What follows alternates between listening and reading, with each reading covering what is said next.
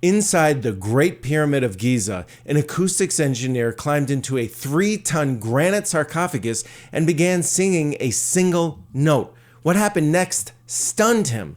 At one precise frequency, his entire body began vibrating, and when he later ran scientific experiments in that same chamber, sound waves began forming patterns in sand that looked like ancient Egyptian hieroglyphs. That moment launched a scientific journey into the hidden power of sound, vibration, and human biology.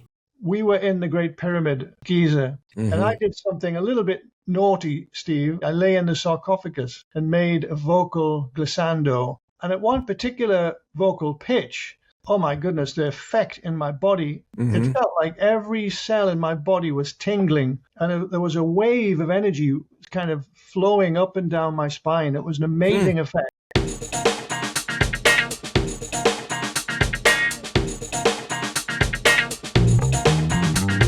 What if sound could actually heal the body? Not metaphorically, not emotionally, but physically. What if specific frequencies could influence inflammation, stimulate the vagus nerve, and activate powerful healing mechanisms already built into our biology? Welcome to the Rhythm of Life podcast. Today's conversation explores something many of us have experienced, but few of us fully understand. Think about the last time music moved you deeply. I know I can. Maybe it calmed you, maybe it gave you chills, maybe it changed your mood almost instantly. What if those experiences weren't just emotional, but biological? And here's something fascinating. Scientists are now discovering that certain sound frequencies may help regulate chronic inflammation through the vagus nerve, which is connected to nearly every major organ in the body. In other words, sound may be able to influence your biology more directly than we ever imagined. My guest today, John Stuart Reid, has spent decades exploring that exact question. John is an acoustics engineer turned acoustic physicist and one of the pioneers of Cymatics, the science of making sound visible. His research shows how sound vibrations can organize matter into intricate geometric patterns, revealing that sound isn't just something we hear, it's something that physically shapes the world around us. His journey into this field began with that remarkable experiment inside the Great Pyramid of Giza, where resonance experiments led him to explore how sound interacts with the body and the environment. Since then, his work has explored how sound and music may influence the vagus nerve, regulate inflammation, and support the body's natural healing systems, part of a growing field sometimes referred to as frequency medicine. In this episode, we explore the science behind cymatics and visible sound, the remarkable experiments inside the Great Pyramid, how sound interacts with the vagus nerve and inflammation, and what this could mean for the future of medicine. My guest today is acoustic physicist, inventor, and cymatics pioneer John Stuart Reid. Let's dive in. John Stuart Reid, thank you so much for joining us on Rhythm of Life podcast. It's a pleasure to have you. Good afternoon. Yeah, good afternoon or good morning to you, Steve. It's a great pleasure to be with you today. Oh, thank you. And you're I don't know if you remember, but Adrian Garcia, a sound healer that lives really close to me, did a sound healing session, and so I had him on the show, and it was fascinating. And he did a sound healing session in our neighborhood that really struck me in a big way. It was out right in our parkway in a beautiful, serene environment. It's almost like a mini forest right in front of our home, and everybody laid down, and he brought out his instruments, and he did this wonderful session that was extremely calming and peaceful. And what I really noticed is that the people that were there, particularly one gentleman who was a retired firefighter, and my wife, who is kind of a type A, kind of a high-strung person, both were remarkably calm, peaceful, and joyous. And there was something that was happening, something was emanating out of them that was noticeable. and unique. And so then when I had Adrian on the show, I said, I started asking him all about this, and then I started asking him about the science about it, and he knew a little bit, but then I said, is there anybody I should talk to? And he said, well, there is this gentleman, John Stuart Reid, and apparently you have a background in physics and acoustic physics. Could you talk a little bit about your background and how you got into this type of modality of frequency or sound healing? And please correct me with the right terminology. Right, but before we go there, I just really like to understand what form this particular sound therapy session took. I mean, was it gongs or Tibetan bowls, or what was the sound source? Oh, yeah, there was a gong. There was also a round metallic, kind of about this big thing that he was hitting and got different tones and different notes depending on where he hit it. Yeah, what's that? Hand pan. Yes, that's exactly what he called. Thank you. Yes, a hand pan. And he had some chimes and and a variety of different instruments. To be honest with you, I can't remember the names, but there were some wooden blocks they were holding from a string and they were kind of clunking together. And also he created the sacred space with something like a plant or something that went shh, and also a pan with beads on it that were moving around, which I believe is very, related to what you do in terms of seeing sound, which is what we're going to talk about today. So, but yeah, I'm very interested your background and how you get into all this. Well, thank you, Steve, for that information. Sound baths is what you're really referring to here. They're called sound baths. And various kinds of sound bath. You were experiencing one that sounds as though it was based on the gong, which is a wonderful healing instrument for sure. And then these other wonderful instruments that were being used, the hand pan and so on, created a beautiful soundscape by the sounds of it that obviously relaxed everyone, including the firemen you're referring to and your wife. Yes. Highly strung wife. Well, what happens in the body, many different biological mechanisms, and we can focus on some of them today if you wish, because I really approach this subject from the scientific perspective. And the reason I do that is because I really believe that this is the future of medicine. Obviously, acute medicine, Western medicine, is fabulous for acute cases.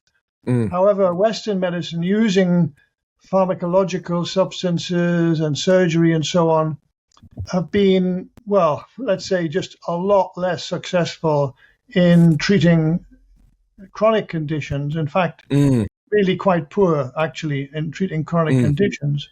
And this is where alternative medicine and sound therapy and music medicine, as it's called, come to the fore, because those forms of, let's just say, frequency medicine as a kind of umbrella term, right? Because frequency medicine also embraces light as well as sound. And actually, as it happens, light therapy, the kind of professional word for it is photobiomodulation, or some people just call it light therapy. And that is starting to come into mainstream medicine. In fact, it's, if you go... I just want to quickly ask John that what I read or listened to actually you on another podcast talk about this, I believe, is sound is a precursor to light. Is that accurate? Or you have to have sound to sound create gives birth light? to light. Sound gives birth to light. How does that? Well, let me come back to that, because I haven't really completed my introduction that I was, giving there right now. Oh, sure, please. Because I just wanted to mention to everyone that frequency medicine, at least in terms of light, photobiomodulation, to give its professional term, is already taking hold in mainstream medicine, right? So if you go to hospital with some kind of a dermatological condition, you'll be, a consultant would send you there, presumably, then they won't give you a pill to fix it. They'll give you light therapy. And obviously light is, in this case, electromagnetic energy that's vibrating very, very fast, right? Depending on the light color, then the frequency obviously, relates to the light color. So they'll give you light therapy. Another term that is I'm really excited about in today's world is music medicine. Now, music medicine is not the same as music therapy. Music therapy has been around since the 1950s, I would say, and it basically concerns a therapist who's obviously credentialed and taken diplomas and so on. That person will work with a patient either in the pre or post-operative stages in a hospital environment, and will help the patient to do exactly what your gong bath did, to calm down the person. If the person is anxious because of this, whatever the treatment, whatever the surgical intervention is, then this will really help. And music therapy really helps. And it's also a form of talk therapy. So it's a bit of psychology involved as well as the music, right? But this new term, music medicine, is a new clinical term. That means it's in the lexicon of terminology within clinician, within mainstream medicine. And it's exciting because, from my perspective, because this is saying essentially that it has now been recognized in mainstream that music has recuperative powers, has regenerative powers, has many different, can catalyze many different biological mechanisms without the therapist, without the need for the therapist. Now, I'm not knocking music therapy here, by the way. Music therapy is a wonderful form of therapy, and long may it continue. But the challenge with it is that there can never be enough music therapists to go around, right? I mean, there are millions of patients all over the world now in hospitals, but only a relative handful of music therapists. So this new, discovery that music has therapeutic qualities is really exciting from my perspective, meaning that patients can use music in hospital settings without the need for the therapist, and it will still, nevertheless, help them to go into a parasympathetic nervous state, in which state they are relaxed and ready to receive whatever the hospital are going to provide. So that's a kind of where is this being utilized? Where is this being utilized right now, John? Music medicine. It's in very early stages now, but if you look it up online, you'll find references to it. So it's early stages, but it's starting to come into hospital settings. So it'll probably mainstream medicine is very slow to respond, to react. It'll probably take another decade before it becomes really popular in hospital settings. So you're in the UK, just so our audience knows. Yeah. And so it's starting to seep into the mainstream there? You're starting to, but not only here, also in the US and also in Spain and in other countries. It's creeping in gradually. Like I say, it's a slow process. And I learned a fact recently, which really quite shocked me, which is that there's a 17-year gap between evidence and practice in medicine. So between, like if you're a medical physicist and you've made some wonderful discovery, that's going to help a lot of people, it'll potentially be up to 2 decades virtually before that gets into mainstream. And, one of the reasons for it is because it's not just enough for a discovery to be made in medicine. It also has to be verified through trials, through clinical trials. And they take a lot of time and a lot of money. So that's why I think one of the reasons anyway that the process is so slow. But coming right back to the beginning and what you were asking about, how did I get into this? Yes. My background is that of an acoustics engineer first and acoustic scientist second. So the first, Ah, yeah, I've had two different careers, basically. ah. The Are you a first, musician by any chance? I am a musician as well. At Oh, least I oh, was. okay. I was a pretty good guitarist, actually, Oh, in my younger years. But I for some see. reason, I still can't even admit to myself, I put my guitar to one side and I haven't played it for years. It's a Ah, strange thing because I used to play hours and hours every day, and I was in a semi-professional band and so on. But anyway, uh-huh. I've got musical ability, put it that way. But Okay. my first career was that of an acoustics engineer, and so after university, I actually founded my own acoustics company, and that ran for 30 straight years. And two Mm, years before, and it was a successful business. It was like $1 million business in those days, which is, mm, I don't know, probably equivalent to 10 million today. mm-hmm. But about 2 years before I ended that business, because I literally sold it in the end for a very good reason, I decided I wanted to travel in Egypt with my daddy. And Dad and I we were really kind of amateur Egyptologists, and we just loved everything to do with ancient Egypt, particularly the technological aspects and the artistic aspects of their culture. So Mm-hmm. we had traveled in Egypt, quite a lot. On this particular occasion, just 2 years before selling the business, we were in the Great Pyramid at Giza.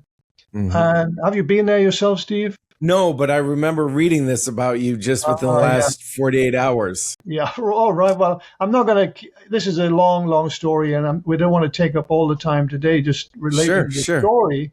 But I'll give you the very, kind of brief overview of it, sure. which is that in early 1996, my dad and I were in the Great Pyramid all alone, so no one else there, and we hadn't planned it that way. It was just because I think the way that they used to do it then. I don't know how they do it now, but they used to Mm, sell tickets in the morning and tickets in the afternoon.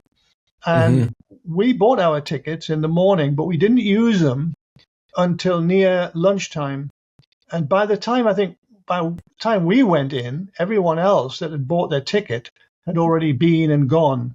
So here we were all alone, and it was really wonderful to be in that king's chamber, the main chamber of the pyramid without anyone else there. And I Mm-hmm. did something a little bit naughty, Steve. You probably heard this story. I lay in the sarcophagus and made a vocal glissando, which is a kind of smooth, unstepped enunciation of a vocal tone. And I Okay. did it in order to kind of guess at the prime resonant frequency of the sarcophagus. I should say that this granite box, this sarcophagus, is 3.7 tons roughly, and it is pink, kind of pinky colored granite from Aswan. And Okay. Aswan granite has quite a high quartz content. About 20% of its mass is quartz crystal. So you can imagine, that makes it very resonant. In fact, if you Mm, mm, strike the side of it with your fist, which you're probably not supposed to do, but it rings like a low-pitched bell. It's a beautiful sound. And mm. as an acoustics engineer, I was fascinated by I that. bet. I And bet. so anyway, I lay in the sarcophagus. My dad just stood by watching silently. And I did this vocal glissando.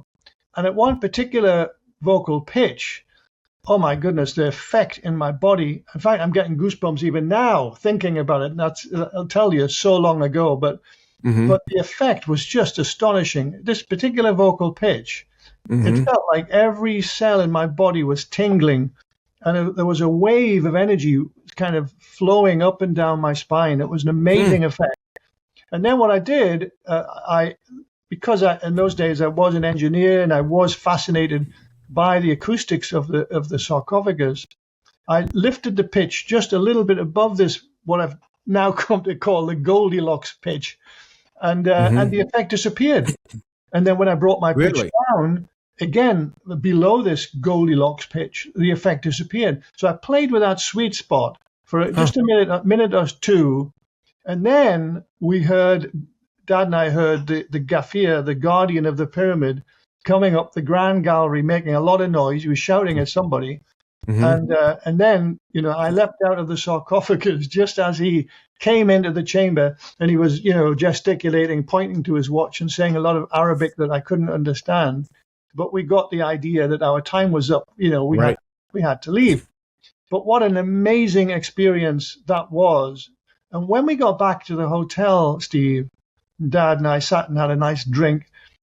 We were talking about the idea that wouldn't it be wonderful if we could come back armed with acoustics instrumentation and actually measure these different effects. So cutting a very long story short, I went back again in the same year, later in 1996, this time with a lot of acoustics instrumentation. My dad didn't come on this occasion. I was just by myself. And the antiquities inspector who kindly helped. And it's a long story that I gained a lot of great data, great knowledge relating to the knowledge that the ancient Egyptians had, the acoustics knowledge. So a lot of I published an article ultimately on that research, and it showed me that the ancient Egyptians actually had quite a significant amount of acoustics knowledge. They had designed specific aspects of the chamber, of the sarcophagus, and that was very exciting to me. But one of the experiments that I couldn't conduct on that particular occasion because of lack of time was a cymatics experiment. I know you're interested in cymatics. And cymatics, for those of you who don't know, is the science of sound made visible, making sound visible. Now, some people will say to me, well, when I talk about my cymoscope instrument, which, by the way, there's an instrument behind me here, which I'll show you very briefly. Sure. This is the portable cymoscope you can see here. Okay. Beautiful instrument, and we're hoping to take that back into the Great Pyramid. I say back in, it had its gestation in the Great Pyramid actually, so we're hoping to go back with that instrument. But coming back to cymatics, this subject of making sound visible, it's not like graphically, when a lot of people say to me, well, we've always been able to make sound visible in the modern world. We use a spectrum analyzer or we use an oscilloscope, I say, no, they are graphs. That's a graph of the energy, the XY coordinates of the energy. It's not what nature creates. Nature creates, actually, in terms of audible sound, all sounds are spherical in their space form. They're not waves as such. People talk about sound waves, but they don't really exist in nature. So if you were to say someone, show me the shape of sound, or what is the shape of sound, they would say, well, it's a wave, obviously, we're taught it's wave. And then if you say to them, well, show me that wave coming out of your mouth right now, right? And it would do something like this, a wiggle in the air, right? But that's a complete nonsense. That is a complete falsehood. And it's not that person's fault. It's because of what we were taught at school and university and so on. And it's not that teachers or scientists or engineers think in those terms. They don't. But nevertheless, they use the term sound wave. And what that does, unfortunately, it misleads millions of people all over the world to think the sound is wiggling its way through the air, right? That's a complete false notion. Reality, it's a bubble. So right now, as I'm speaking, there's a bubble of acoustic energy emanating from my mouth and a little bit from my nose. Okay. And that bubble is oscillating, pulsating in and out with all the pulsations, all the rhythms of my vocal folds. And that pulsation, if you were to graph it, yes, it looks like a wave. That's the graph, the XY coordinates of the pulsations of the sound bubble. Right? Oh, okay. So now you've got the idea that sound is spherical, let's say all audible sounds. The reason I'm saying audible is because as the frequency rises above audibility, so like a human can only hear up to, about 17,000 hertz, something like that. This is 17,000 pulsations per second. But when the frequency rises, even higher than that, this sound bubble, which is essentially spherical, begins to flatten. So if you were to look at the sound emitting from a bird, for example, from the syrinx of a bird, the beak, the sound that's coming out of its beak from its syrinx, that sound is quite directional. So in other words, it's not a perfect sphere anymore. It's flattened quite a lot, the shape of the polar diagram, as it's called. So now it's quite narrow and fairly directional. So if you were to stand right in front of that bird, you would hear it pretty loudly, obviously. But if you were to go to the side, you hear less sound pressure level, a lower intensity, in other words, because of the shape of the sound coming out of the bird. And then if you think in terms of dolphin sounds, they are very, very high frequency sounds, and they go up to 150,000 hertz. And the shape of their sound is like a searchlight beam. It's literally like a flashlight beam, a very tight one, right? So that's how the shape of sound works. Reason I'm sharing all of that is because of the Cymatics experiment. Because now you have this idea, this concept in your mind of a spherical sound bubble that is literally now going to imprint onto a membrane. It imprints a pattern, and we call this a cymatic pattern. That's C-Y-M-A, cymatic pattern. Basically, it's a kind of, usually they're circular, they are a little bit like a mandala, ancient Indian mandala, or like a snowflake, sometimes very much resembling a snowflake, or a rose window in a cathedral. They have all these beautiful geometries in cymatic patterns. And what I wanted to do, Steve, was to use this technology, cymatic technology, to make visible the resonances in that granite box, in that sarcophagus, right? Because, the year before, in 96, I had already carried out standard acoustics tests with standard spectrum analyzers and so on. Now I wanted to do it in a kind of alternative way, making visible those resonances. But what happened was, it's a long story, and again, I'm going to keep it really short so we can talk about some of the science later. But what happened was, about 3 weeks before going out to Egypt in 97 to conduct this cymatics experiment with the sarcophagus, I injured my lower back quite badly.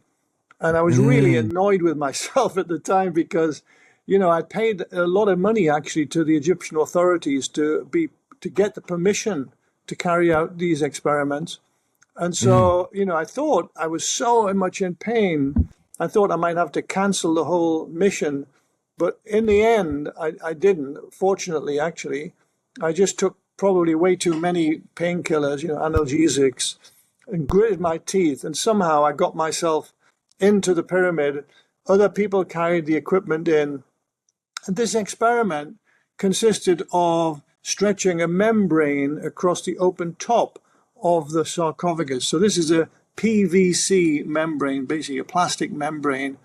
And first, for those of you who've been in the King's Chamber, you'll know. PVC, isn't that the type of material that piping, like plastic piping, is made out of as well? Yeah, they do make piping out of it as well. Oh, I see. But this is a very thin version of it, thin membrane. And anyway, for those of you who've been in the pyramid, you'll know that the sarcophagus is actually quite badly damaged. The southeast corner is quite badly broken away in history. No one knows who did it. One side of the sarcophagus is slightly higher than the other. And so I had to fix all of this, to level it all off, which I did. I had taken an aluminium right angle to repair the corner. I had gaffer tape, I had styrofoam blocks and all sorts of bits and pieces that I had taken to essentially do a temporary repair to the sarcophagus to make it level, a level datum, because that's what's needed with cymatics. You're going to sprinkle on, in this case, sand was the revealing medium that I was going to sprinkle on the membrane. And if the membrane is not dead flat, then obviously it'll slide off, right? Literally. So anyway, I had to do all of that in great pain, and it was very difficult. But fortunately, the antiquities inspector helped me quite a lot. He was very kind. You could see I was in pain. Anyway, so the idea here is, instead of me lying in the sarcophagus, this time I placed a small speaker there to make sound into the sarcophagus. And then stretch a membrane across the open top of the sarcophagus with 43 little bags of sand that were hooked onto little eyelets all the way around the perimeter of this membrane to give an even tension, an even torsion across the whole surface. And then I sprinkle sand on the membrane. So this principle of cymatics, to make sound visible, yes, any sound bubble as it impinges on a membrane will create a cymatic pattern. And I mentioned earlier there about you might not think of your computer screen as a membrane, or your tabletop or your countertop, but all of these surfaces literally are imprintable by sound. Obviously, those patterns I'm talking about, those beautiful cymatic patterns, are invisible to the naked eye, right? You can't see them, but they're there nevertheless. And I liken it to the forensic science of a glass. You know, if you take a glass like this, you lift it up with your finger and thumb, and then you put it down, and then you look really, really closely at the wall of the glass, you might be lucky to see your fingerprint or your thumbprint. It is there for sure, but it's really hard to see, even when you know it's there. But if you sprinkle on some talcum powder, like magic, isn't it? You know, suddenly it brings out all of the ridges and so on of your fingers and thumb, and you can see them really clearly. Obviously, part of the forensic science protocol. It's a little bit like that with cymatics. Here you've got a sound bubble that's imprinting onto a membrane. It's invisible, completely invisible to the unaided eye. But as soon as you sprinkle on some, in this case, sand, then immediately it becomes, the imprint becomes visible. Because what's happening is the vibrations of the sound cause that membrane to slightly deform a little bit into hills and valleys, basically. And obviously, when you sprinkle on, in this case, the sand immediately goes into the valleys and away from the crests of the hills, as it were, and that forms the pattern, right? So what I did in this case was to start at a very low frequency. It was actually a little American speaker that I used called Anchor, Anchor, beautiful little speaker. But it, you know, because it was small, the best it could do in a low frequency was 50 hertz. It's still pretty good. It's pretty good actually for a small speaker. Very low frequency. Started there, and then what you do with cymatics, especially with sand or particulate matter-based cymatics, you have to look very closely at the sand, in this case sand grains, at whatever the frequency is. So you, in this case 50 hertz, you then increase the amplitude, the volume, in other words, of sound coming out of the speaker a little bit. And what you're looking for is to see any of the sand grains jumping. Now, if you don't see them jump, then you move the frequency just a little bit, maybe 50.5 hertz or 51 hertz. And then again, you're looking for the jump, if you like, of the sand grain. When you see that jump, you know that you've reached a particular resonant frequency. It's called a mode, a resonant mode, in this case, of the sarcophagus. And then you increase the volume, the amplitude of the signal, and then you will see a cymatic pattern emerge. And I did. And what happened was, though, it wasn't the kind of cymatic pattern I had expected. I expected what is very typical with cymatics, circular patterns, usually very symmetrical, usually very beautiful. If the sound is beautiful, the pattern will be beautiful. And of course, the converse is also true, Steve. If the sound is ugly, the pattern will be skewed and definitely not symmetrical, right? It will be subjectively ugly. But in this case, instead of a typical cymatic pattern, up came onto the surface of this membrane a beautiful hieroglyph, an ancient Egyptian hieroglyph, right in the middle of the sarcophagus. And it wasn't static either, by the way. It wasn't like just a static hieroglyph. It was like a snake. It was writhing, very dynamic form, and it looked exactly like the ancient Egyptian hieroglyph for the god Osiris. It's called the Djed pillar, D-J-E-D pillar. And when the when the antiquities inspector saw this, I saw it. I was shocked in that moment. And when he saw it, because he had gone away, well, not out of the chamber, but he was standing up against the north wall, filing his nails actually, and looking a bit bored at this point, having helped me to set it up. He probably thought I was a bit nuts. I don't know. But now he rushed over to where I was standing, and where he could see this hieroglyph. And he said, "How you do that? How you do that?" And I just had to shrug my shoulders. I didn't know. I didn't expect it, but I was really excited in that moment. And then he then wanted to help. You know, he'd been bored before, obviously, but now he's like, "How can I help you? What can I do?" You know, he was interested now to see what I was doing. So we worked as a little team, and I had taken a brush and a little shovel to brush the sand off, and then we would sprinkle on fresh sand, and then change the frequency a little bit, and another hieroglyph emerged, and another. So many different hieroglyphs that day emerged on the membrane. The antiquities inspector, he was so excited, and I was so excited. Obviously, you know, I mean, anyone would be under those circumstances. And then the amazing thing happened about 20 minutes into this experiment, this wonderful experiment. I suddenly realized that there was no pain in my lower back. This excruciating pain that I'd had for 3 weeks had just vanished, just gone, basically vanished. And so in the moment when this happened, Steve, I still have a very clear memory of my thought process in that moment.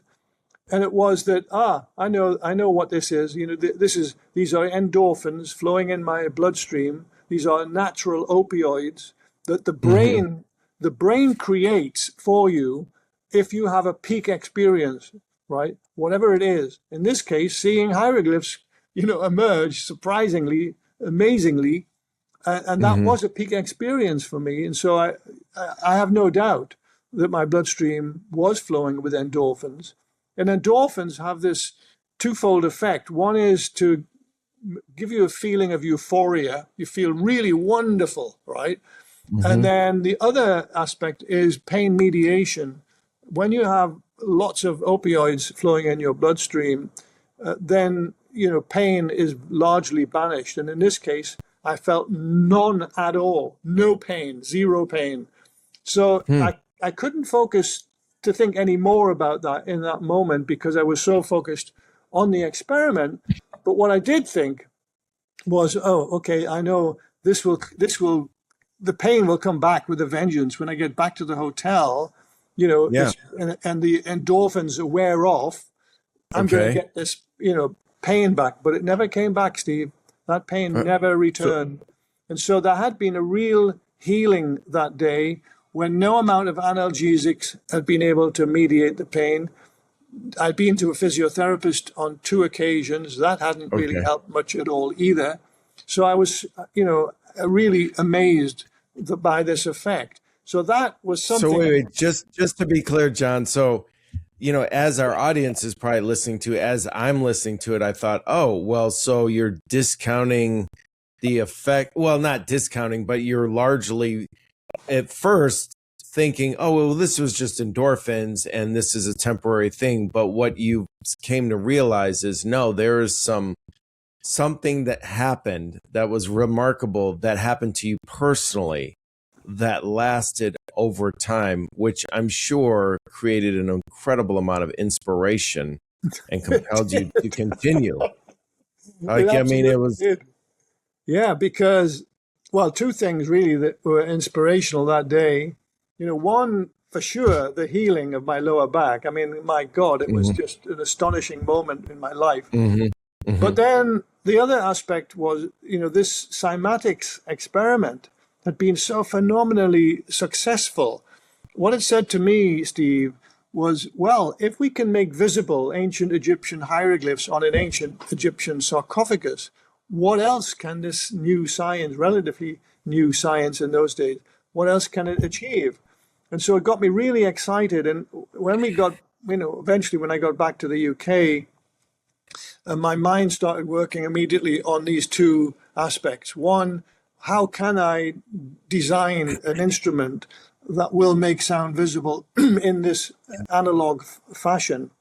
And then the other aspect, of course, was, well, I need to do some research to understand the mechanism by which, the biological mechanism by which this pain had been seemingly miraculously banished when no amount of analgesics had touched it, and neither had a physiotherapist been able to help.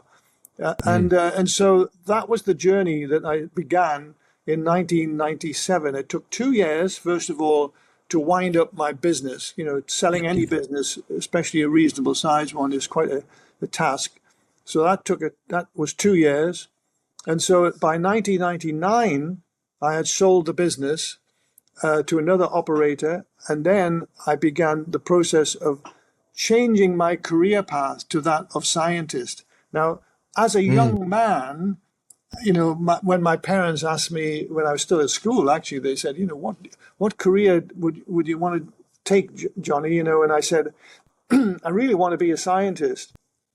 And it was my dad who actually convinced me that the best kind of grounding to be a scientist was to be that of an engineer. And some people listening to this, watching this now, might think that's a strange piece of advice, piece of wisdom, but it turned out to be great wisdom, because I did train to be an acoustics engineer, and then I founded my own business, which, like I said, it ran straight 30 years.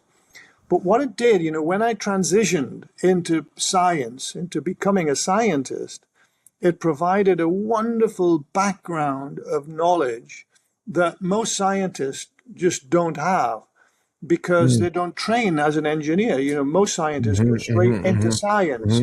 So I've got a huge leg up, a big advantage, I believe. And in fact, I know for sure, because I can now see kind of an overview of whatever it is I'm studying from different perspectives. I see it from the engineering perspective, but I also see it from a scientific perspective.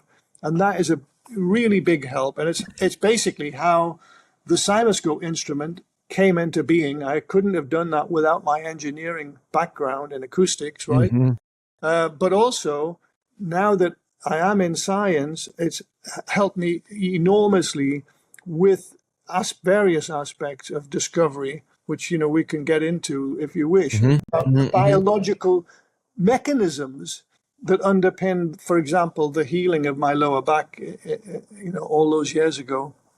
Well, what's really stunning is that you had this incredible experience where it actually was the catalyst to transform your personal and professional life to follow something that you couldn't ignore. Was there any other research at the time along these lines with what you had discovered and experienced firsthand, like prior to you going to the Great Pyramid and having this remarkable experience? In terms of cymatics, yes, because actually I had been inspired by Dr. Hans Jenny, who was a Swiss medical doctor, actually. Okay.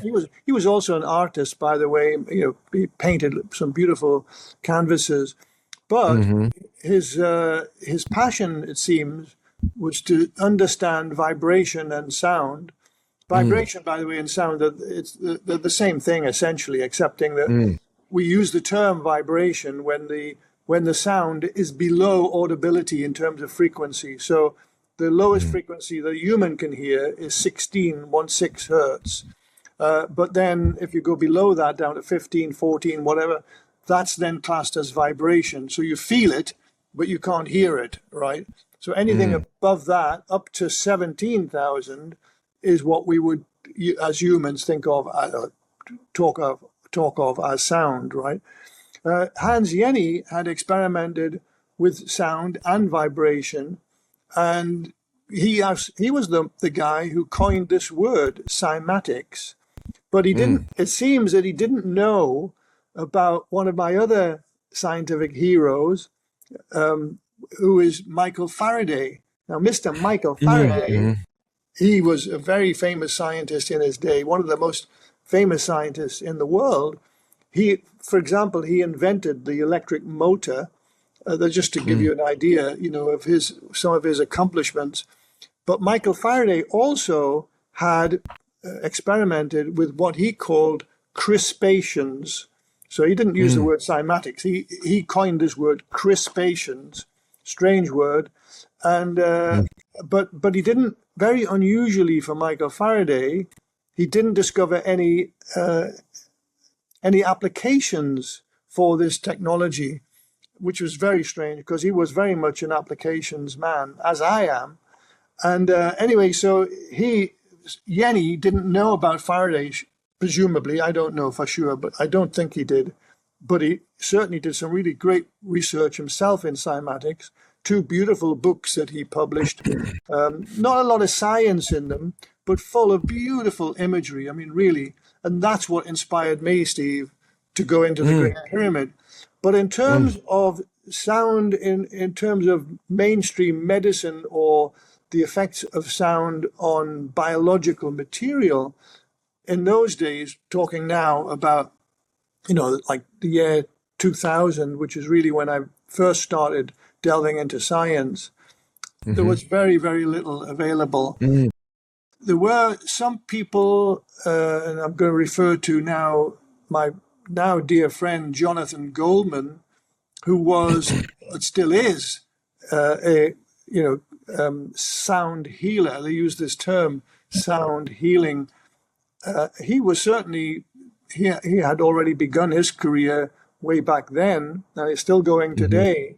But I need to say also at this point, Steve, that I don't like this term sound healing.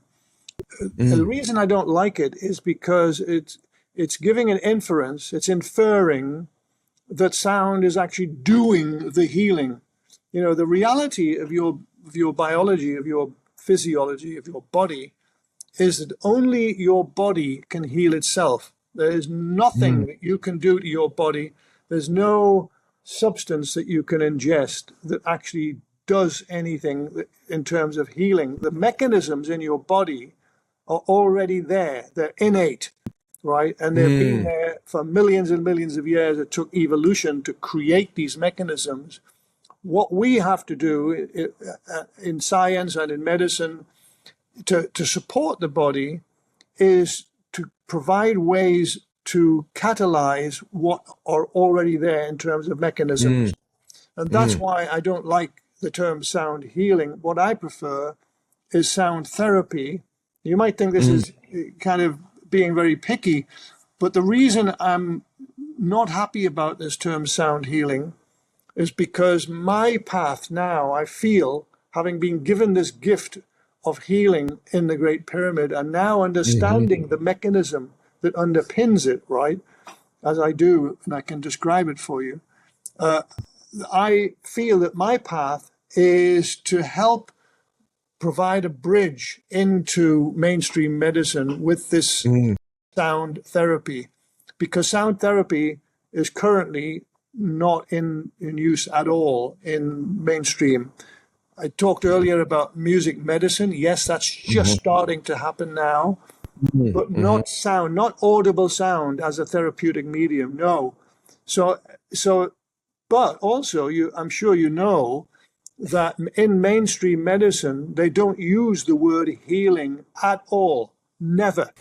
So to come in to try and make a bridge with a term like sound healing that is completely anathema to mainstream, right? That's why, I just think it's inappropriate. I use the term sound therapy.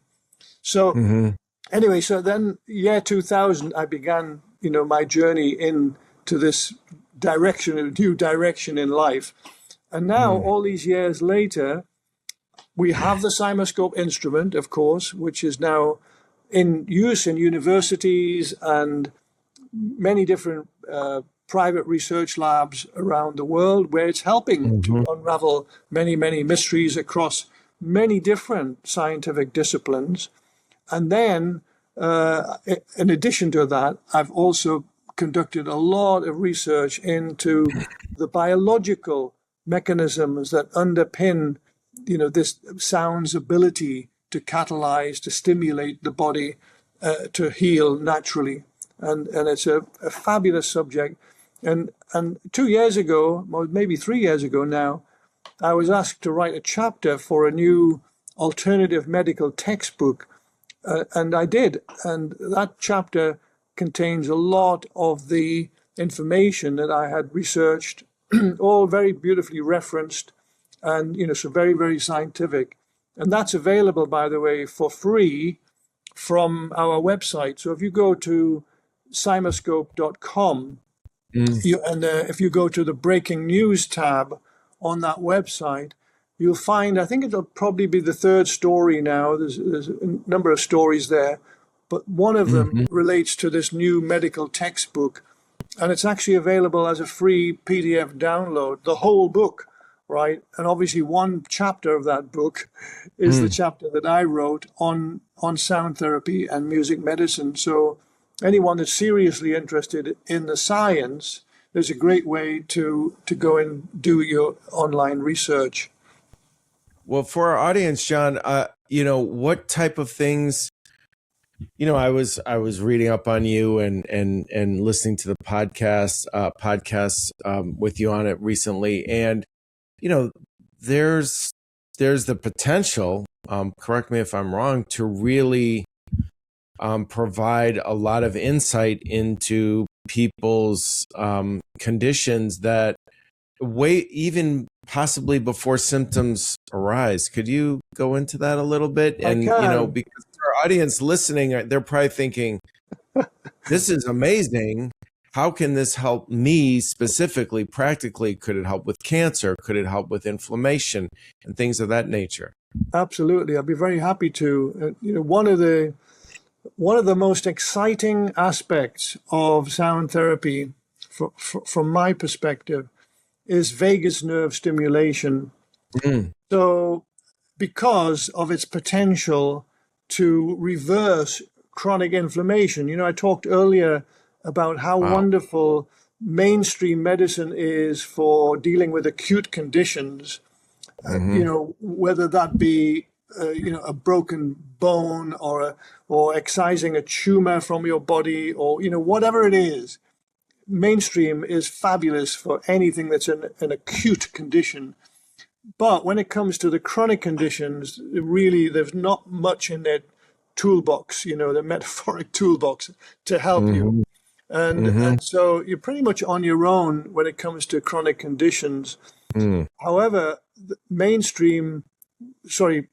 medical physics researchers have made this amazing discovery that when the vagus nerve system in your body is optimally stimulated, and I've got to stress this word optimally, then it can reverse chronic inflammation very easily, actually. So really, okay. Yes. And so for for our audience, inflammation is at the root of a lot of chronic conditions. Go on, please. It is. Inflammation, by the way, is an essential element of healing in the body. So don't knock all inflammation, Okay. Acute inflammation is very much part of the body's natural healing process. Oh, gotcha. Okay. But when it comes to, let me just quieten this. But when it comes to chronic inflammation, it's a very bad thing in the body. And in fact, if you don't deal with it, it is a precursor to cancers. So if you have chronic inflammation in your body and you're not dealing with it, you're not doing something to to resolve that issue, eventually it will result almost certainly in you getting cancer of some form or other. So it's a very, very important aspect that I'm going to be sharing right now. Let me tell you a little bit about the vagus nerve, first of all. And by the way, when you were all enjoying that gong bath the other day, your vagus nerve was definitely getting a workout. Maybe not optimally, because there's certain specific frequencies are needed for optimal stimulation. But, it's a sliding scale. It doesn't mean if you're immersed in a beautiful soundscape, your vagus nerve system will receive a certain amount of sonic energy that will be helping it for sure, but maybe not quite optimally. So let me get into all of that. So when the vagus nerve, it's the longest nerve in the body. We shouldn't say nerve, it's nerves, plural, because there are two of them. And when they leave the brain stem, the first place they branch off to via the auricular branch is the pinna of your ears, your outer ears, basically. And I like to think of the outer ears as kind of like mini parabolic dishes, you know, because they are literally absorbing sound from the environment. Now, before research into the vagus nerve, I wouldn't have even known this a long, long time ago. I wouldn't have known what I'm about to share, but I know it now, and that's why it's important to share it. That the reason for your parabolic dishes here, your ears, your outer ears, is not just to collect sound from the environment so you can hear, which obviously is one of its primary reasons. One of the primary reasons you have these ears is to collect sound. And you know that if you put your hands behind your ears, you can hear more distant sounds, quieter sounds, because then you're collecting more sonic energy from the environment, right? But it turns out, Steve, there's another very, very important reason you have these ears. And it's so that your vagus nerve system gets a really good workout. And how that happens is because when the vagus nerve branches off, it goes straight to the pinnas of your ears. And this is why your ears are so exquisitely sensitive to the touch. If you touch your ears with your fingertips, oh my goodness, it is really very, very, you can feel that sensitivity. And the reason is because there are thousands of nerve endings, your vagus nerve endings, literally all over your ears. And particularly, by the way, on the inside of the tragus, this is this little flap of tissue here. On the inside of there is where there's a even more, more densely packed nerve endings. So why did nature arrange it this way, Steve? Why did nature take the vagus nerve straight to the pinna of the ears when this is nothing to do with hearing, right? Well, the reason is, the logical reason is because nature wants your body to be in tip-top condition. And one of the ways to achieve that is called homeostasis. One of the ways to achieve it is by sound coming in through the pinnas of your ears and going straight down into the vagus system. So completely separate system to your hearing, nothing to do with your hearing, all to do with what's termed vagal tone. So when it's like tuning up a car engine in a way, when there's enough acoustic energy coming in and going into your vagus system, it really helps all systems in your body because the vagus nerve connects with all of the major organs. So when it leaves when the vagus nerve leaves your ears, where does it go? It goes to the pharynx and the larynx. And this is very good news too, because it means when you make vocal sound, again, this is nature's way. Why did it connect? Why the vagus nerve connect to your vocal apparatus? Same reason. You make sound as a means of, communication, let's say.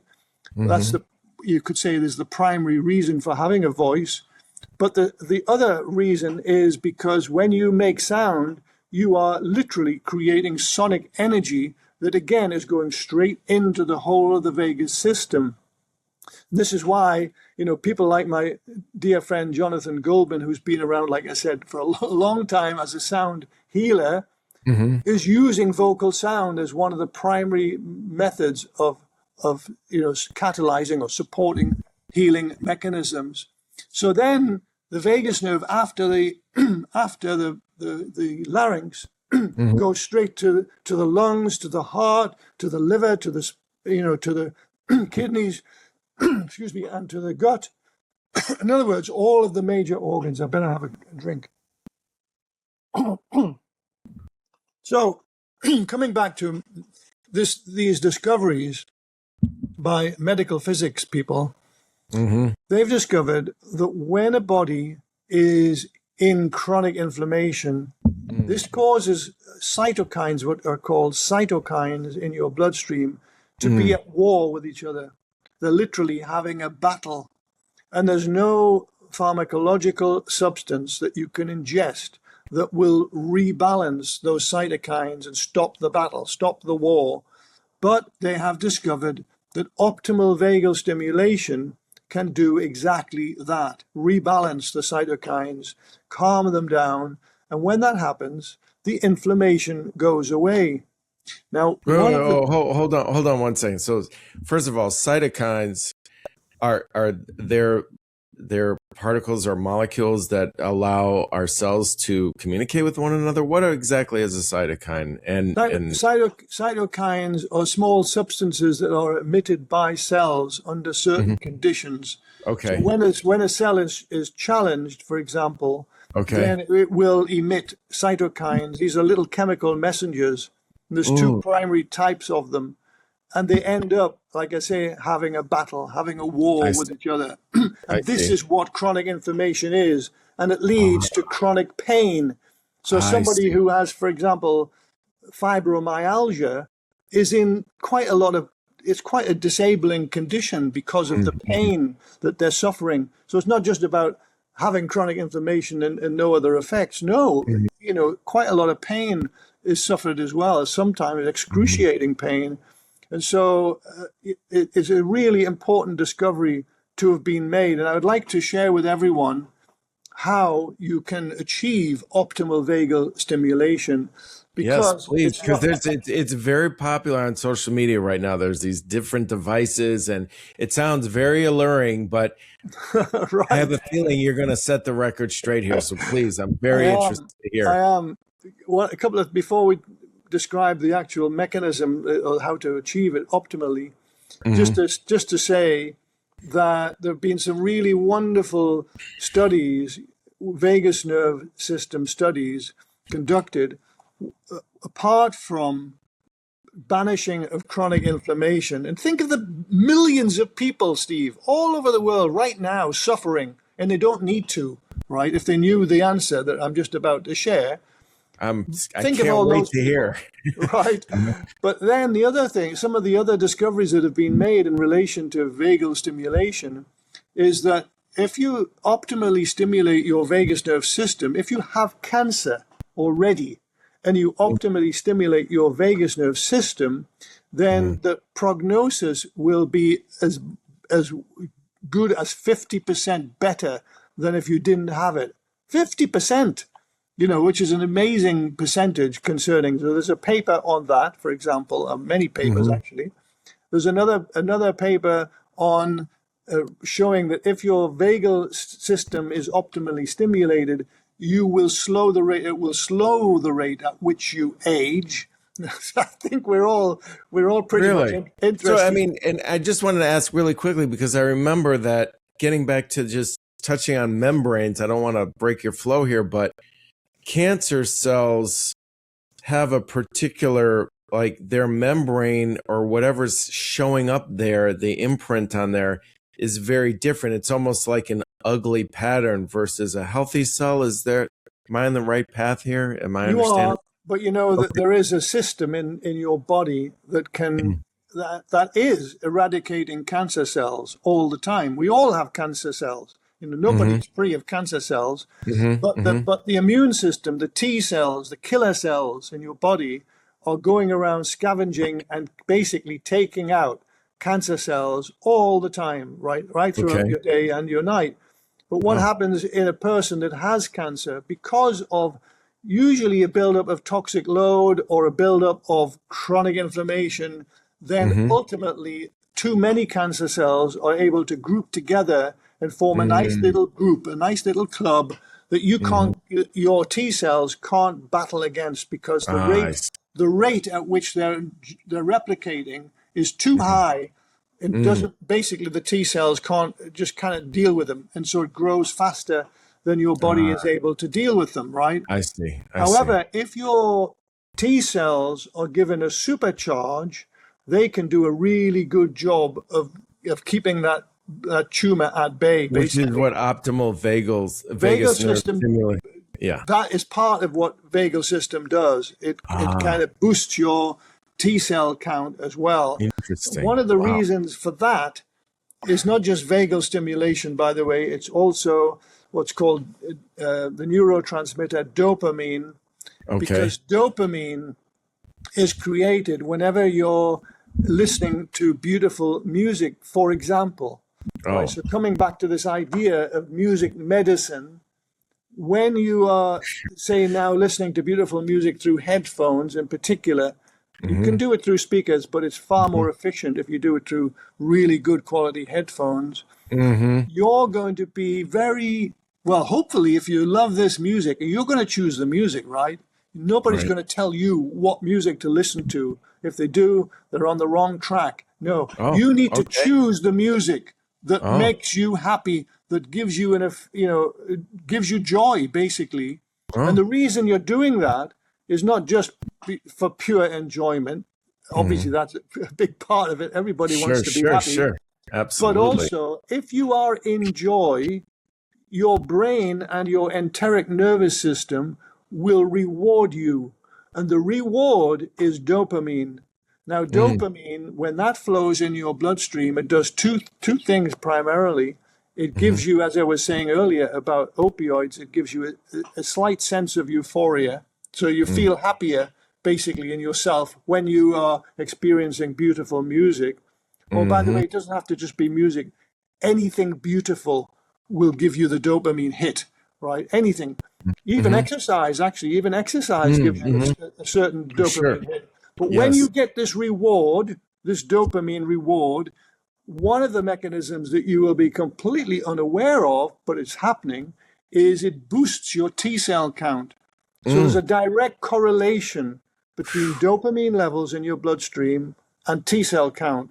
So if you're happy, you're going to get rewarded by more T cells, right? That are going to go around your body and, we'll take out these cancer Yeah. cells. That's a part of the reward. Now come back to the vagus nerve system. Sure.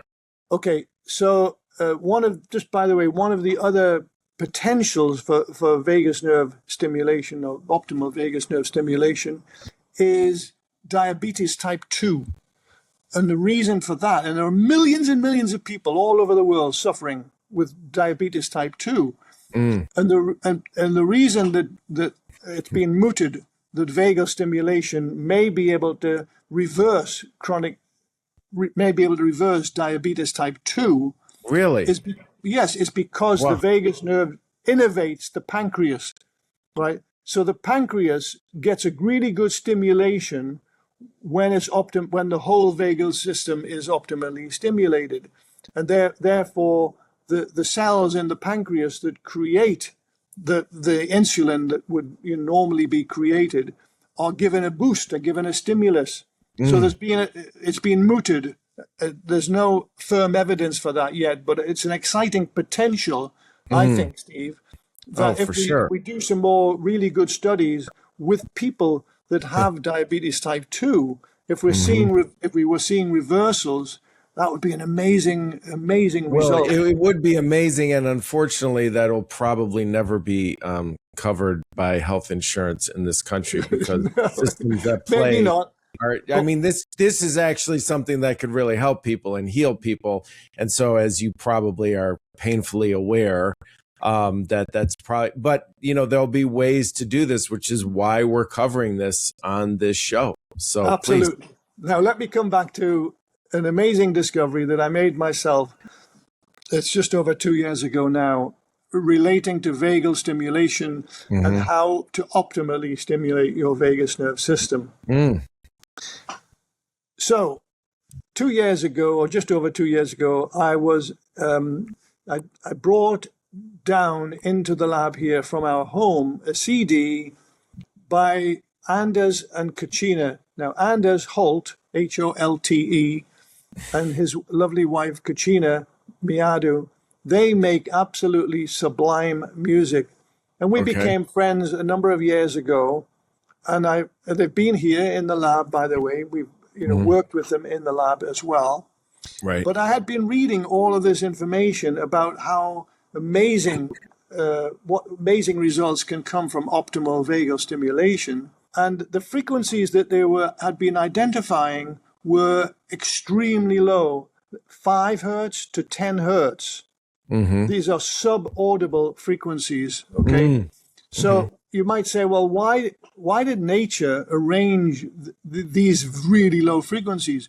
The answer is because if you use a spectrum analyzer and a thing called a measurement microphone out in nature, and let's say you're measuring the sound of the wind in the trees, or you're measuring the sound of a waterfall, or ocean breakers on the seashore, all of these sounds contain a huge amount of energy in the very, very low frequency band, right? You're unaware of it because you can't hear it, but it's there. And nature leveraged that energy in order to optimally stimulate the vagus nerve system. Did all of this for you, so here we are walking around not knowing this knowledge. Now we do know it, and we can now leverage this ourselves. And this is how I'm just about to describe now how you do it.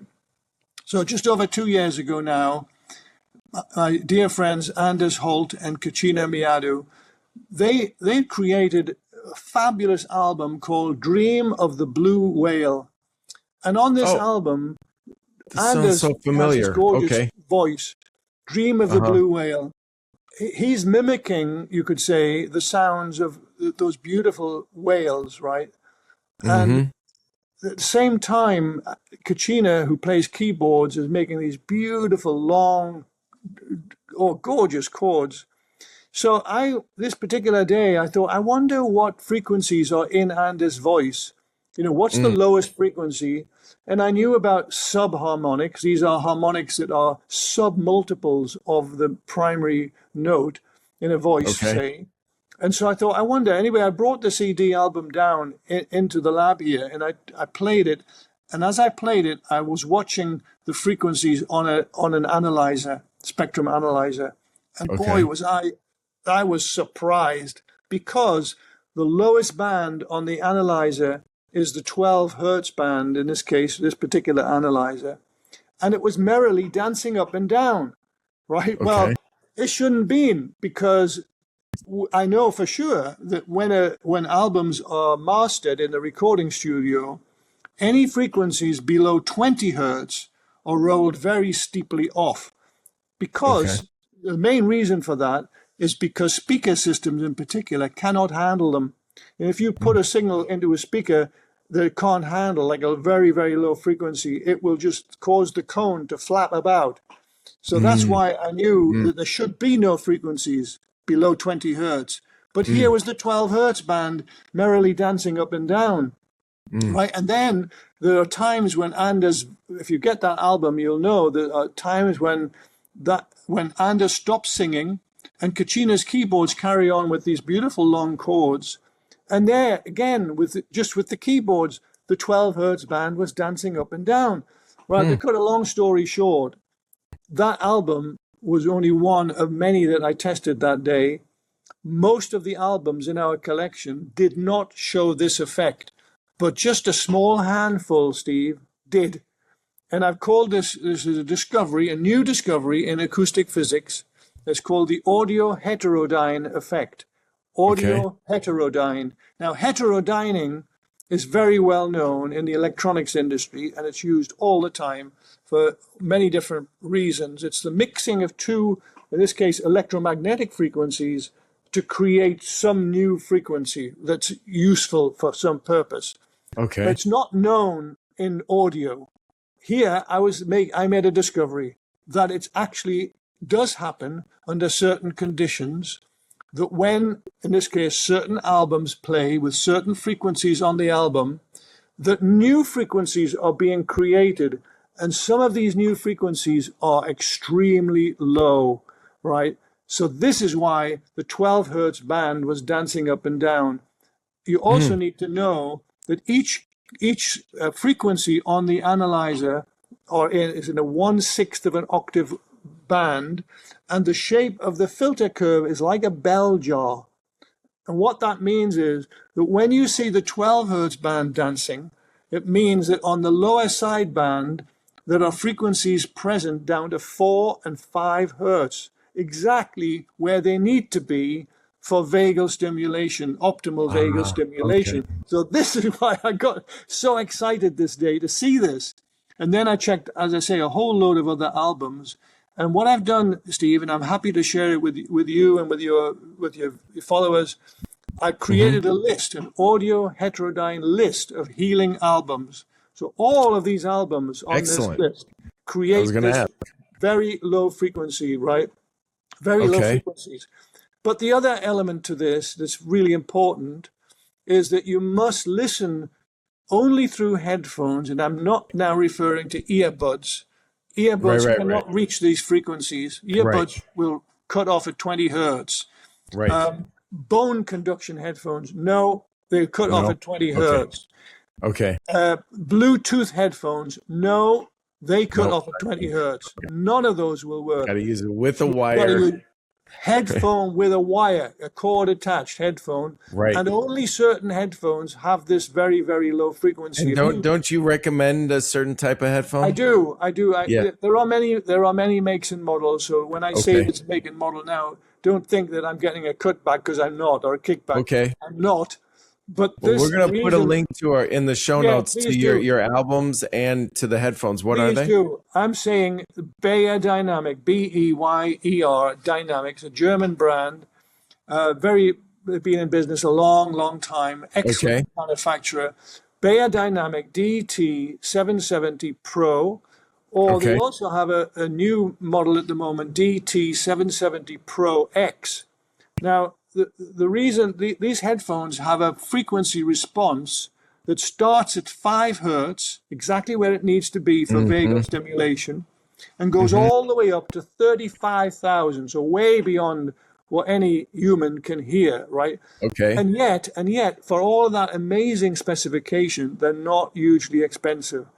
You can pay $1,000 for headphones, basically, if you want to. Right, if you're an audiophile and you're so picky, you can spend that kind of money. But these are not. They're like just over $100 or something. They're reasonably priced. And yet you get this really excellent specification. Now, when they arrive, you will find that they're fitted with a 1/4-inch jack plug, like a 6 millimeter if you're into metric, 1/4-inch jack plug, right? And you might think, what am I going to do with this 1/4-inch jack plug? None of the most amplifiers, most computers don't use that. Well, literally, it's a bit like Russian dolls, where one's inside the other. You literally unscrew the 6 millimeter or the 1/4-inch jack, and inside is the little 3.5 millimeter one. That's what. Then some people can literally, depending on their computer, can plug that direct into their computer or into their stereo system, right? Or if your computer is modern and you're using a USB-C port, for example, you would need to buy a little adapter, which are readily available. So it would go USB-C to 3.5 millimeter female. So the female takes the male from the jack plug, and that connects you then to your computer device, whatever, right? So that's the headphones. Now, coming back to the models of the headphones, if you have an Apple device, so Apple iPhone, iPad, computer, iMac computer, you want the 80 ohm model, because there's 3 different ohmic values in these headphones. In the DT770 Pro, you've got 80 ohm for Apple devices. You've got 47, I think it is 47 ohm for all Android devices. Am I right about that? No, sorry, 32 ohm. I beg your pardon. 32 ohm for all Android devices. And then there's another model, the DT770 Pro X, which I think that's the 47 ohm one. And for 47, you can use for either Apple or Android. So that's terrific. The ideal one to get is the X model. if it's still available, I don't know if it is, but that one is then kind of multi-platform, you know. So it's very important to get the correct ohmic value Yes. as well to suit your device. And Yes. then you will find when you get this list from me, this audio heterodyne list of albums, it gives a little bit of advice at the beginning about dosage. So, you know, one of the things you have to know about music is you cannot overdose on it, right? That's a wonderful aspect, one of the wonderful aspects of music. Yes. But also in terms of if you have an illness, some kind of illness, and you want to support yourself with support yourself with audio heterodyning, then you will need at least one full album in the morning and one full album in the evening, at least 2 albums a day, in order to be able to sufficiently stimulate your vagus nerve system. And because, you know, you can't just tickle it, you have to give it some really good welly, some good energy, you know, just like nature does. If you're out in nature, you're getting the sounds of nature all the time, right? And so it's important to have, you know, at least 2 albums a day if you do have some kind of an illness and you want to help yourself. I mean, what keeps ringing in my mind is the phrase that Bob Marley used to talk about, positive vibrations. And I think he was onto something. I mean, for real. I mean, I'm a musician. When I play music, you know, everything you're talking about, I can relate to completely. It's not just about listening, but also playing it and experiencing it and having it wash over you. I have I've always thought that sound and music has healing power. And now I'm talking to an actual scientist who is also a musician, who's also an acoustics engineer, and has combined all of these experiences and backgrounds and information and disciplines and synthesized this information to confirm something that I've already kind of knew existed intuitively. And it's wonderful to have this explained in very specific detail. And now with this album. So what do you think about the devices, though, just as long as we're on the subject, the devices that are being put out there to, you know, put around your neck for vagus stimulation? It probably doesn't. I would imagine you wouldn't think that that was nearly as good as what you're talking about here. No, it's very true what you're saying. You know, there are one of the aspects of your physiology. I don't want to go into too much detail now because we're running out of time. But one of the aspects of your physiology that most people just don't know about is the liquid crystal properties of human beings and indeed all animals. What this means is that when sound enters into your body, it literally creates electricity in your body.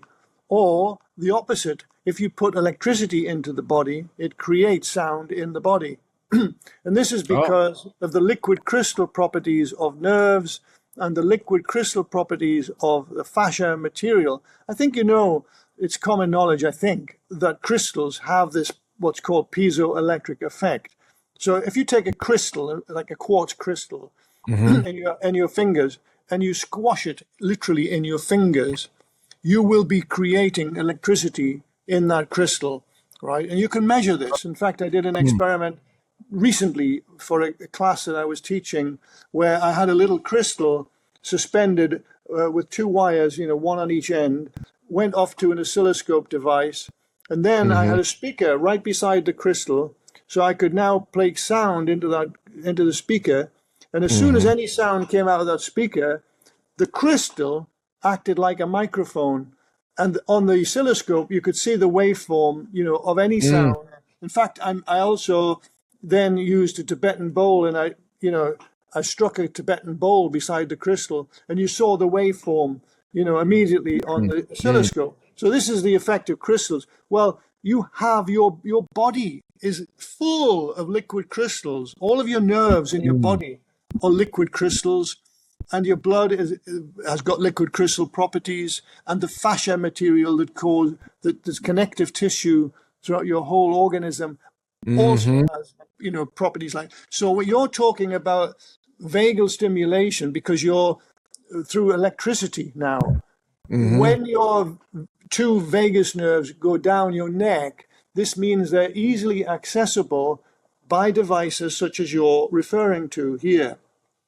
Now, I'm not going to knock any device that gives vagal stimulation, and there are many of them on the market right now. Mm-hmm. There are the ones that go around your neck. There are Yep. others that connect to your earlobes, and they all provide some level. I don't know how much, right? And I'm not going to knock them because they all provide some level of vagal stimulation, and it happens because of the piezoelectric effect. Instead of putting sound into your ears the way nature arranged it, you're putting electricity into your vagal system that creates sound in your nerves, for example. Oh, That's how it so works.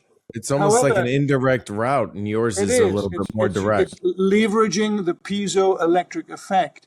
I Now, see. I see. is it optimal? I don't know. I'm not sure. But one thing I can tell you for sure, it's not as pleasant as listening to beautiful music, right? You can stimulate your vagus nerve through your earlobes or through the neck, but as a tingly sensation, personally, I'm not interested in. I want to listen to beautiful music. Thank you very much. That to me is, the secret here. Nature has told us about the pinners of the ears, how the energy comes from the wind in the trees, and there's waterfalls and whitewater rivers, and all the sounds of nature basically are collected by your pinners for this exact reason, to increase vagal tone. So that's the way nature wanted to do it, and that's the way my own discovery, accidental discovery, audio heterodyne effect.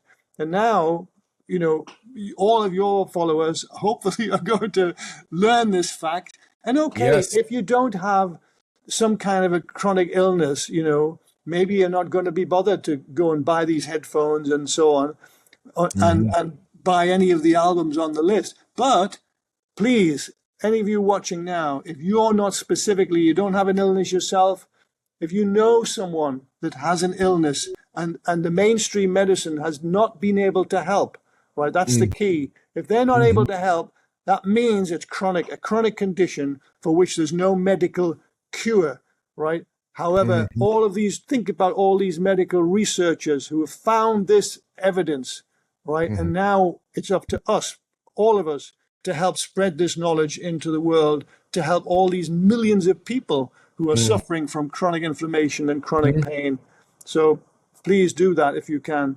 Oh, well, all the information that you've talked about will be in the show notes. And I also as we wrap it up here, I just had a couple more questions specifically about this app that you sent me called the Cymoscope that people can get. Could you talk a little bit about that? And you can actually see Thank you. the sound and what that could provide for folks. I started fiddling with it yesterday, and I was like, wow, this is really amazing. It's taking my voice and making all these incredible patterns. And the whole idea, I would imagine, is that seeing, like Cymatics, seeing the sound obviously matters and can help you on your journey to heal. But what can this app do for people? And you created this, right?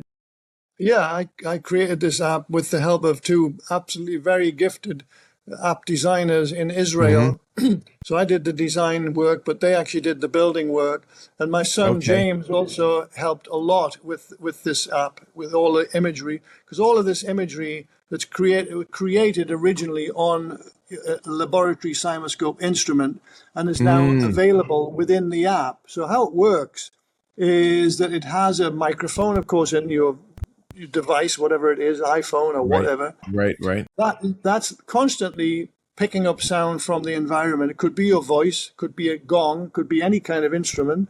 And what it does, in the background that you don't see, it has what's called a fast Fourier transform analyzer. What that means is it's looking for the dominant frequency at any one moment in the soundscape that's around it. And then it goes straight to its memory, and it puts on screen the cymatic pattern related to that specific frequency. And it keeps on doing it, refreshing all the time. So this is why, as you're speaking, you're making different sounds. It's changing the pattern all the time. But there are healing aspects to this. It will take me a long time to describe it, and I know we're running out of time here. Sure. There are healing aspects to the imagery itself.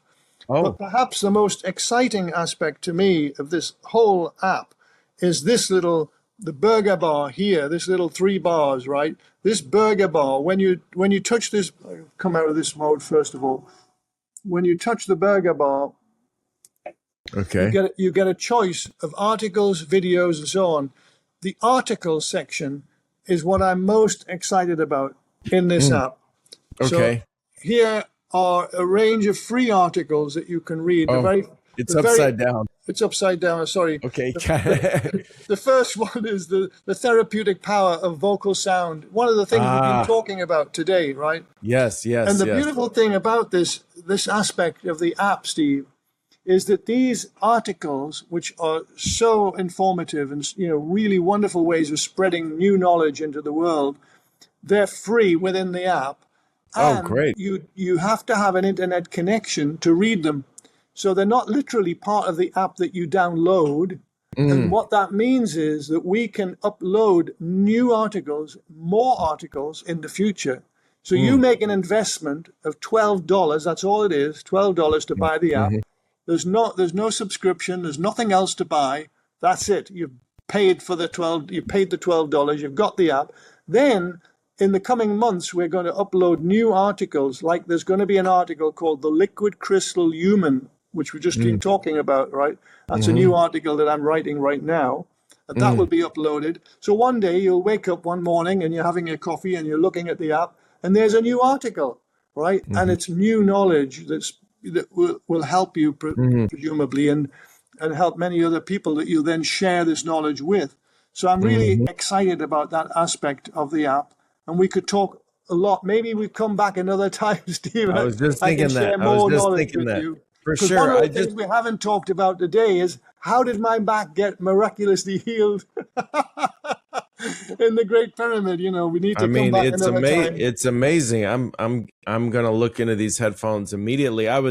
We use professional headphones for media production. The classic is the Sony MDR 7506 that are always used by on set audio. The audio professionals, but I have a feeling though the headphones that you're recommending probably have a larger dynamic range of capability. So not necessarily. The Sony headphones probably are going to be great. Have a look at the frequency response. Oh, I will. I'm going to send you the link and all that. But I was also curious because there's been a lot of talk bantied about the frequency changed in terms of our music that we listen to between 432 hertz and 440. Can you comment on that? Is that just something that's kind of silly, or does that make a real difference? We need to talk about that next time because I've written 2 great articles on concert pitch. They're not in this app, but one of them is the history of concert pitch, and the other one is the scientific perspective of concert pitch. Oh, okay. It's a subject I know a lot about. We can talk about that next time. Sure. But it does make a difference. I have a feeling that's where you would be going with this. I'm going to keep that secret until next time. Oh, very good. Okay, very good. And well, thank you very much, John. It's been a real pleasure. I feel like we just scratched the surface, to be honest with you. We did just scratch the surface, but it's been a real pleasure for me too, Steve. Thank you so much for doing this, for sharing insights of my work today with the world. I'm very delighted that you've been able to help in this way. Thank you so much. Absolutely. I look forward to our next conversation. Yes, absolutely. And it's just so people can follow you and follow your work. Where can they find you on the internet? Well, we have two websites. The research website is cymascope.com. So CYMA and then scope like microscope. Cymascope.com. And that's all research site. Nothing to buy there. But actually, if you do visit that site, you'll find that there is a link to the shop. We have a shop, and the shop is called soundmadevisible.com. All one word, soundmadevisible.com. And that's how we raise funds, basically, through selling products, all related to Cymatics, basically. And that's how we raise funds for the ongoing research. So any little, anything you buy on that, and there's an article section that you can, buy for $5 or something. But you're going to help our research simply by giving us a little bit of revenue. So please do visit soundmadevisible.com. Absolutely. Also, there is a Cymoscope platform on YouTube as well. Cymoscope channel, I should say. Channel, yeah. Okay. So look us up on, if you just put Cymoscope into the keyword in YouTube, it'll pop up. And there's some really great presentations, because I've taught a lot of lectures and quite a few great lectures on there as well. And so all of your research is independently funded? Yes, all independent. Yeah. Oh, okay. Well, yeah. Well, for our audience, get on this. Please support this man. He's up to some wonderful things. We'll put and I'll make sure to put all of the links in the show notes. And thank you so much again for joining us, John. It was a real pleasure. A real pleasure chatting with you today. Thank you so much, Steve. Many blessings. Many blessings to you. Take care. Bye-bye. All right. Peace. Take care.